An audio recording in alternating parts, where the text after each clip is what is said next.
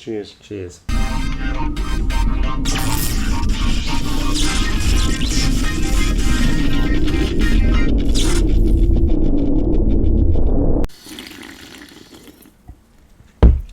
Hey guys, welcome to the XPerience podcast, episode 5. I'm James, as you guys would probably gather that by now, and this is Hamish. Once again, I am back. Again. I know. We'll always be here. We'll always be here. I don't think anyone's joining in, but that's great, and that's fine, because we love you guys, and you guys love us. Yes. We're in casual today because he was... Don't out me. Come on. It's okay, I was casual last week. That says a lot. I know. Where's your hat, brother? On the table. Yeah. Casual week this week. Thought we'd change it up, Yeah. Every fifth day, like a Friday. Casual day. Yeah.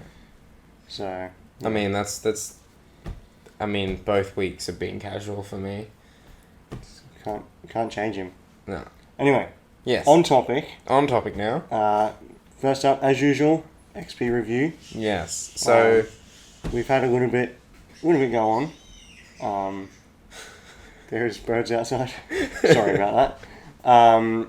We had our FIFA event last Thursday. Yes, we obviously we did. couldn't comment on it on the podcast because it's pre-recorded. Yes. But we'll talk about it now. Yep. We had 2 of the Raw players come down, so we're really thankful to the Brisbane Raw for them joining us. We had Mackin and Kai, yes. I believe they were. They came down, played some FIFA with some of the players. Got a photo with Brody as well. That was up on social media, on our Facebook and Twitter, I think it was.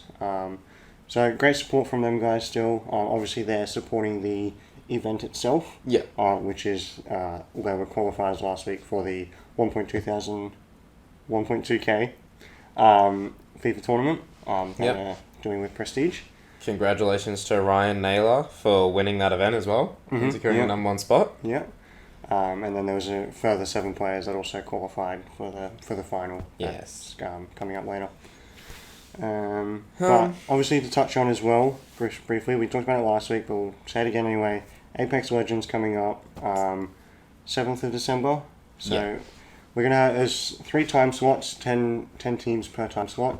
We've sold 4 or 5 so far. And obviously they're already selling now. Yeah. And it's not till December. So. And there's still 30 slots? No, it's 26. 26 now. Oh yeah, that's right. Because you can't math. I can't maths. I didn't know how many slots there was. I was going off my notes. Fair enough. But yeah, that's starting to sell out already. So if you've got a team coming, get in quick. We've got a couple of teams travelling, I think, a bit interstate. Yeah.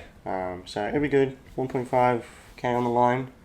One of the bigger events in Australia, I'd say. We've touched Apex before, but... Nothing as big as what the outreach on social media for this one was. Yeah, we had a lot of people contacting us. Both PC and console, we're trying to cater for both of yous. It will be all on PC, but obviously controller compatibility. Yeah. What's next? We're also announcing that we're going back to the Queensland State Netball Centre. Yes, we are. So if you follow our socials, you probably would have seen us on down there at the State Netball Centre. At the Bullets game, yeah. At the Brisbane Bullets. So we did a Fortnite and NBA 2K activation. Yep. We're doing basically the same thing, a couple of small little improvements and whatnot, but that will be the 1st of November. And that is for the Brisbane Bullets versus the Perth Wildcats game. Correct. So that'll be interesting to see. Yeah. So as all of our activations are at different events like that, they are free to come and play. You just need a ticket to get into the actual game itself. Yeah.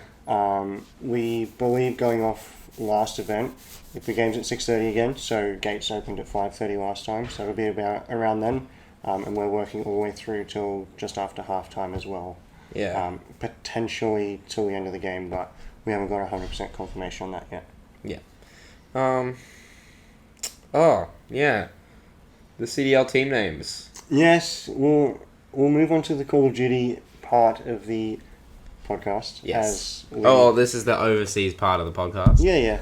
We both love Call of Duty, so... Yes. We've had had some more team announcements for the CDL in their team names and logos. So we had the New York Subliners, Yes. which I think is a very comedic name. Yeah. It makes sense. Their logo is pretty basic. It's nothing too special, but I think all in all they'll do well. Obviously, how we saw how Overwatch did in America. Yes. So seeing how Call of Duty does already being an existing game. Yeah, to jump into something like that will be interesting. Yeah. Then what was next? Dallas Empire. Yeah. Yep. That's a pretty full-on name, to be honest. Well, you got to build an empire at the end of the day. I mean, Dallas is pretty small, so I guess it is a small empire. Mm-hmm. But that team has got huge potential. So obviously they have Claystar and Crimsix in it, with a couple of the younger boys as well. They're subs to be announced, I believe. yeah. But that'll be a very clinical team. Obviously, Claystar coming out of United last Call of Duty, winning champs. He'll be hyped to do it all again, I'm sure. Yeah. But there's so much to talk about in the amateur side of COD and And league side the of it. league side. We could be here all day. Yeah. But the final team, I always stumble over this name because I feel like I'm saying a word that isn't what's written. Yeah, fair enough. But by all accounts, it is pronounced the Los Angeles Guerrillas. Yeah, the LA Gorillas. But not the Guerrillas as you would think. Instead, more of like a, I guess, small mob mafia style. I would say so. Yeah. Something like that. Like, I guess almost like the Empire, but like an underground empire. I don't know. But I don't we'll know. see how Do it they all goes. come from the hood? Like, Yeah, well, I mean, have you seen their logo? Yeah. It is basically a hood. Yeah. So it makes sense. I think there is a second LA team, maybe. Maybe. There is a couple of teams that have a couple of states that have Well, two. we've got the EU announcement and the NA announcement for the teams now. Mm. Is there going to be anything for ANZ? APAC? Yeah, for APAC? I think that's probably all the teams for this season, unfortunately. But, I mean, some of the APAC boys have obviously gone. half the Mind Freak boys decided to go to EU, didn't they? But that makes sense. You get that offer, you're going to go. But It's kind of sad how... I reckon that it will be like an announcement either out of the blue or it won't happen at all. yeah, I think they would be struggling to hide it if it was happening. Yeah, I guess. But Well, it took them like a solid 2.5 weeks to announce anything for NA. But I think there's always been talks that the league at the moment, I think there's 10, 12 teams.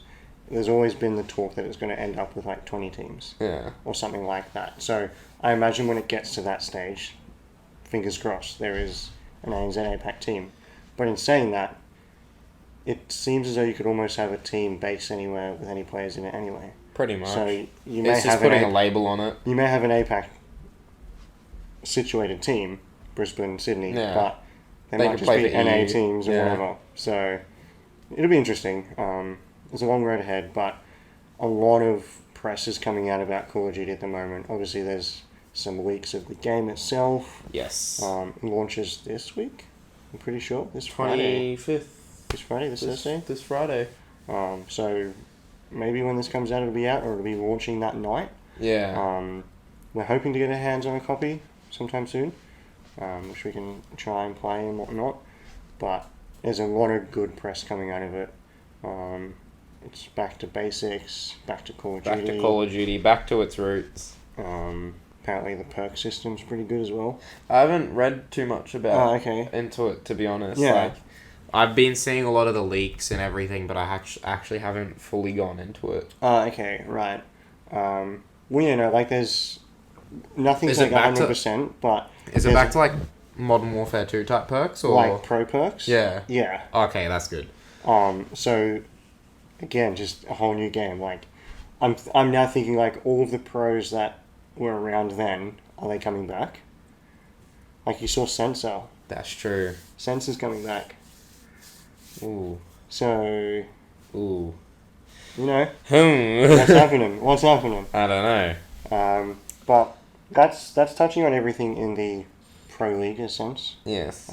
But I just want to talk slightly briefly while we're on the COD topic about our upcoming LAN announcement. I've received a lot of messages. Obviously, I did a bit of a tweet finding out who is below 18 and above 18 in our region. There's been a lot of backlash from it.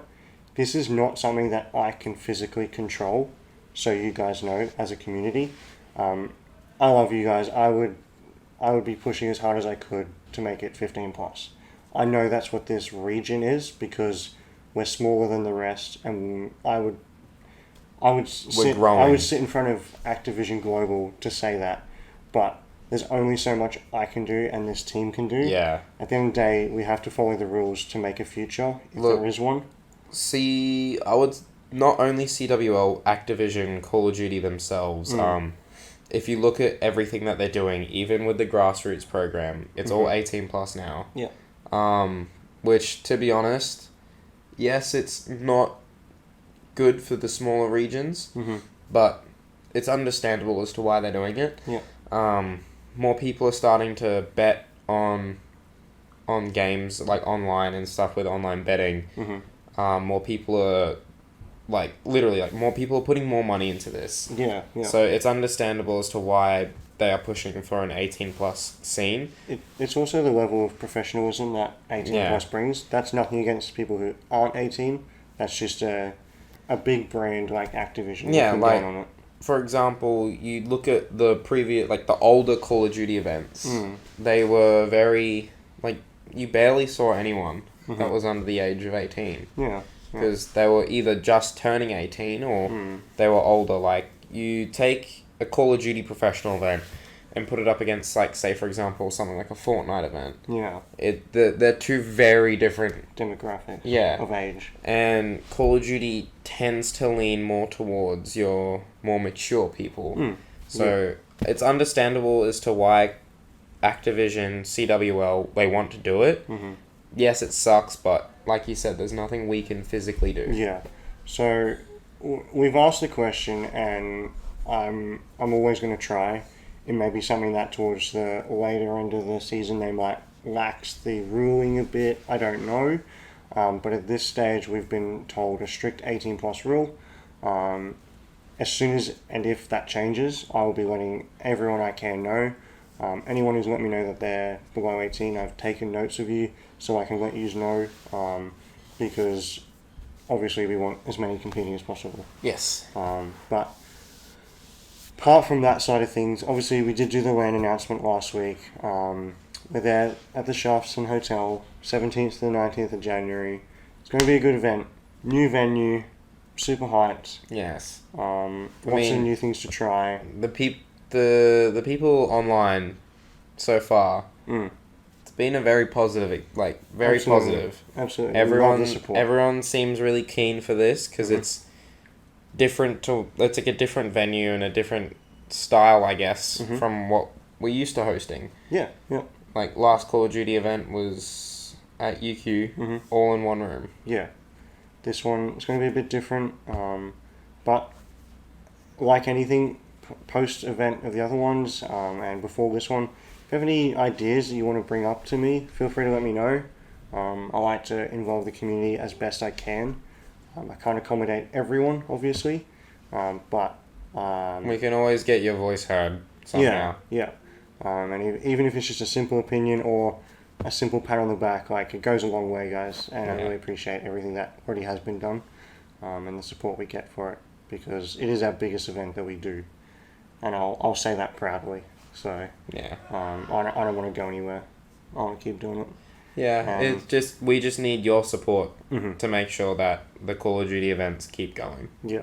I know there's a lot of young guys out there that are missing out, but at the hopefully, if the rate that it's getting better, esports in general and Call of Duty, if it keeps going that way, I know it's a long grind with 15, 16-year-olds, but when you get there, who knows what's going to be available for you on a platter. Yeah, exactly. And if you keep grinding it, young mind, endless possibilities, right? I'm sure you'd give an arm to be 15 again, grinding Halo or something. Oh yeah, I would. To be honest, I would. as much Probably as not Nam, because then you couldn't play. yeah, well, like as much as I would love to turn back time from like when Halo 4 and like or Halo Reach was out, when MLG was like top for Halo and Call of Duty. Mm-hmm. I couldn't compete because I wasn't 18. Yeah, exactly.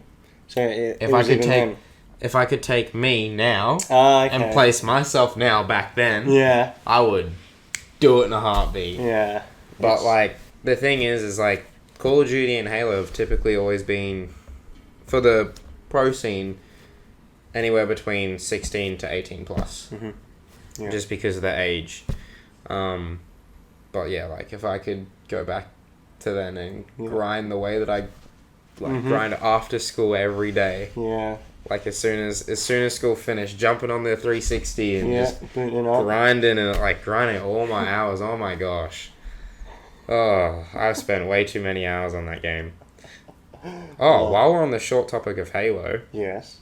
Halo Insider. So they're like development thing, right? Yeah. The Halo Reach PC version is coming to Halo Insider soon. So we'll be able to play. I'll be able to play and possibly show everyone if 343 Industries give the go ahead to stream it. Okay. Might be able to play Halo Reach on PC. Okay. For the first time. Like properly. Okay. Properly. Yeah. Because that'll be cool. Yeah. So which means they're getting close to releasing the full Master Chief Collection for PC. Which is about time. That's juicy. Yes, it is very juicy. You as a newly found PC player, I'm sure that makes you happy. I'll still use the controller. Okay, I see. But you're playing on PC for graphics and all that. Yeah. Yeah, okay. But like, I'd still play on controller. Yeah. But it'll just be a smoother experience. Yeah. I've never touched Halo, so you could show me everything. Yeah, I could. That'd be fun. Oh, yeah. Do they do like a duo multi Well, do split campaign? screen. Oh yeah, there's campaign. Yeah, we'll do that one. Yeah, hell yeah. That'd be sick. Do coming up next on Twitch. Yeah. Campaign walkthroughs of Call of Duty and Halo. Yeah. Yeah, we'll do it. Great fun. But switching scenes to a scene that we've never really touched. But are wanting to heavily. Talked about. Heavily. Rainbow Six. So they've just wrapped up the Pro League Season 10 for all the different regions. So I watched a bit of the APAC finals and whatnot. And they were very good. On the boys. Yep. So we had Aerowolf and Wildcard gaining qualification into the Season 10 finals. Yes. Which will be hosted in Tokoname. Did I get that right, my Japanese brother? You're the one with the Japanese shirt. Yes, you got it right there. Okay. So that'll be there, which is good. Japan maybe has had Rainbow Six before, but not there. Their scene's massive. Oh, absolutely. I don't know if they've held any like proper Pro League events. Okay. But judging from when I went to Japan, yeah, it's everywhere. Rainbow Six is like big. Okay, right. I'll trust you on that. So the two APAC finalists that obviously qualified, they'll compete. It's on the 9th and 10th of November, and they'll be up against teams like Na'Vi, Team Reciprocity, FaZe Clan, and also NIP Gaming.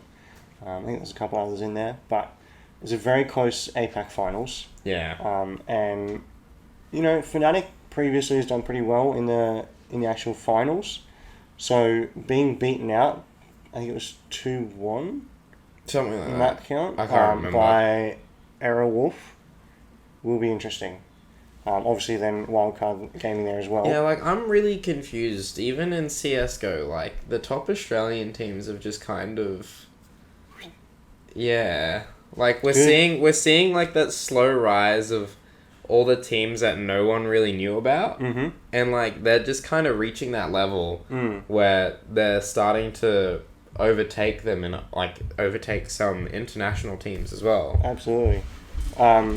Actually, I probably should have researched this before. I just remembered that we spoke about previously about the Zowie BenQ Extreme Lanes thing. Yeah. There was like I think the Australian finals for it or something.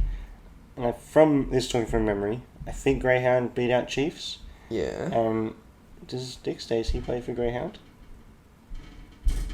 You don't know who I'm talking about? I do, but I really want to say something, but it's not appropriate for the podcast. Okay, hold that in. Tell me after. Yeah. But he does play for Greyhound? Pretty sure, yes. Okay, but I'm pretty sure he had to miss that game. Oh, what a surprise. Stacey missing out on more games. And they had, I think it was White Girl CSGO as a guest from her gamer tag, fill in, and they still pulled through the win. I thought it was a whole meme online, but it turns out it was actually a thing, and I mean, amazing if it is all accurate and true. And the setup looked good, looked fun for them all. Yeah. And obviously now they qualify. I think both teams qualified to go over to China. I think it is China. But I think Greyhound beat them out. Yeah. In the actual finals. All I say is anyone that went to IEM will understand what I want to say. Trust him. If you know it, you know it. Yep. If you don't, I don't. I don't know what you're talking about. But anyway, that's alright. But please, take the floor. Talk more about Rainbow Six. It's still a huge game. Yes, it is. Is it huge everywhere? What's happening? Everywhere? I wouldn't... Oh, it's decent enough everywhere. Mm-hmm. Definitely in, like, Asia and, like, Europe, Okay. to be honest. Yeah. Probably my top two. Mm-hmm. America's always just going to be, like, big. But to be honest, like, EU and Asia are starting to perform really well in all games. But Rainbow Six it's definitely not... It has no signs of slowing down at all. No. Well, we have Halloween coming up, so they just released a bunch of new skins. Okay. They're looking good. Some of them look whack, but some of them actually look really, really cool. Capcan skin looks pretty cool. Mm-hmm. Doc just looks bad, in my opinion. And same with Smoke. Yeah? No? Yeah, no, not good. So you buying some of them, or...? Probably not. I don't typically buy skins on Can you on Rainbow Six. Oh yeah, you can earn them. Like Okay. you can play to get like the in-game money. Right. So you can buy skins or buy like weapon skins. Like Okay. I just typically don't buy them because I don't play the game as much as I should be playing it. Okay. Like I'd rather. This is gonna sound really bad. I'd rather spend my money on a Fortnite Battle Pass and some skins on Fortnite. Skull Trooper's back out, so I'm can gonna you buy move that. over that way a bit more? I don't like that. But yeah, no, like Rainbow Six literally has no signs of slowing down. I feel like the scene, like, region wise for like viewership and stuff, like Asia is very popular for Rainbow Six, and EU. I don't know how much you know about League of Legends and Dota. Well, League broke like 30 million hours or something on pro, like just on like the Pro League on Twitch. Like that's rewatch and everything. It's crazy. I feel like the region split of like popularity, like what Dota is and League of Legends is to the different regions, it's like Rainbow Six and CSGO. Yeah. So like CSGO is pretty damn big in like the NA and EU, not so much in the Asians. Like this is just talking off the top of my head. Well, I'm not factual, obviously. Never am. CS is very big anywhere because people don't care about. Well, people do care about time zones, but like, for example, IEM. Yes, the EU and the American region were getting up in arms about having to wake up. Welcome to our world. Yeah, it's like literally, Hello. It's like, hello guys, it's like, we do the same thing. It's like, yeah, thanks. But, yeah, like, people still tune from all over the world to watch it. Like, it's just as simple as that. Like, It's esports. It's esports. It's like, once you get the notification that you're live, bam, everyone's on. Like, Yeah, it's just the modern day sport, I guess. Like, I think of when I was younger, I used to get up and watch the Super Bowl. I still do that. You still do. I literally get Super Bowl Sundays, Mondays here. Yeah. I get that off work. Yeah, but people are just doing it for esports now. Yeah. And if you unfortunately miss it, it's on their Twitch ready to rewatch. Call of Duty, some of the Modern Warfare pages here for Australia, people have taken, like, the whole weekend off. Just for a game. Yeah. Like, it's insane. Just to grind it out. Yeah, like, some people are like, yeah, I've got the whole weekend off. And they're like, yeah, calling in sick on Friday. Yep. It's like, yeah, nice, guys. It's like... People do it. Yeah. People have always done it. Yeah, exactly. Like, it's just a new generation, new game, new style. Yeah, exactly. Whichever. But to reel it briefly back into the APAC region, I don't like to stir rumours and talk about controversial stuff, but did you read anything about the Melbourne Mavericks Overwatch? No, but I heard about it. So, this is purely going off the YouTube video I watched. So, these are facts that were kind of stated on there. But the rumour is that their contracts were completely flawed.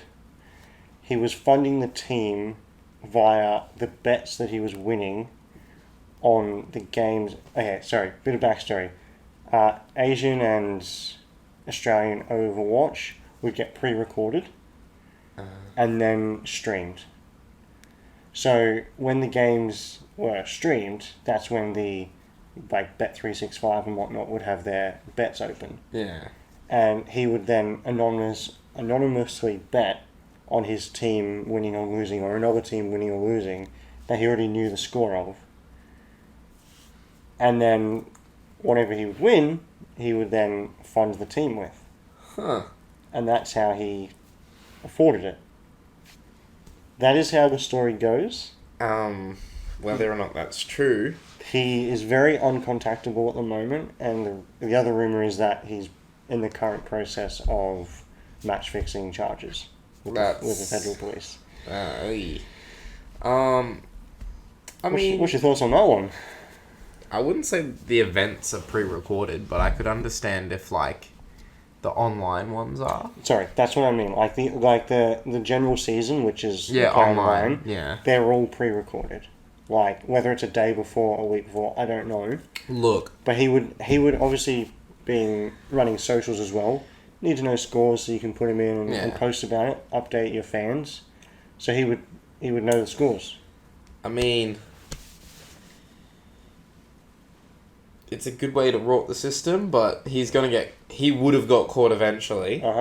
To me, it's not right. No, definitely not. It's like you fund your team by them doing well, not by... The rot within the contract was that most of the payments were written out to be as a bonus, not a salary. Oh, okay. Therefore, I don't think he had to pay it.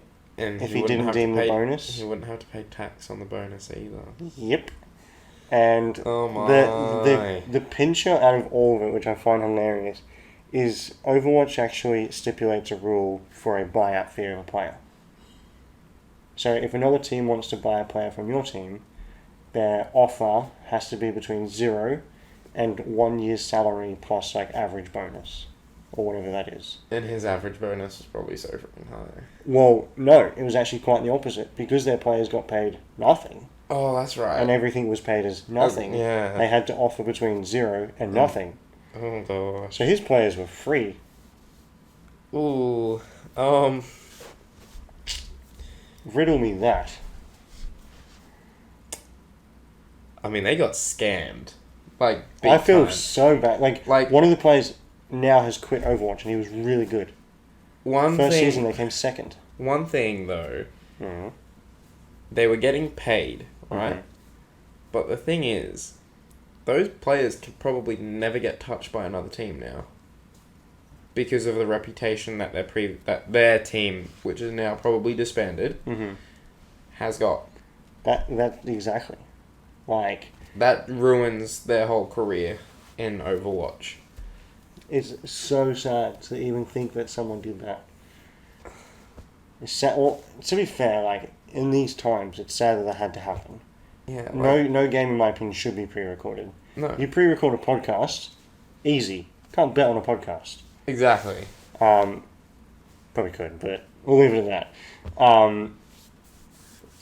I mean, does does James take his glasses off or not during the podcast? Fair. I would say no.